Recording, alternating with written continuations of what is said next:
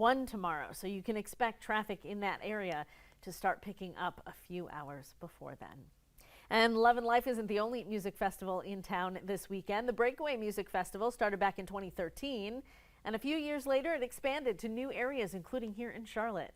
Fast forward to this weekend, where organizers are putting on a new version of the already loved festival. We talked with President Jared Fucci about what differentiates this festival from the rest. We are a touring festival series, the largest touring festival series in the country, and we really pride ourselves on bringing big festival experiences to towns where consumers live, work, and play.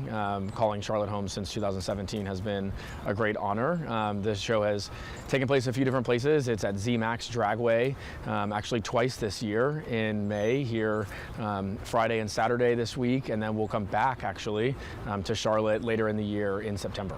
This festival in particular, Breakaway Presents Another World, is our first time producing an all bass music festival. So if I was going to compare it to another maybe more mainstream genre like rock music, this would be like the heavy metal of rock music. So you've got people right up against the rail arriving early to see their favorite artists. We do offer 1 and 2 day ticket pricing and options for consumers, and so fans can come and join us on Friday, they can join us on Saturday. Amazing thing about this festival in particular is our headline artist Excision is actually playing both nights 2 different sets. So those not familiar with DJs, is they have a different set everywhere they go, and so Excision is bringing us a unique set on Friday and a unique set on Saturday. Yeah, and Jared says you don't have to be a diehard dance music fan or a diehard bass music fan to attend. He says there will be experiences at the festival for everyone of all music tastes. And while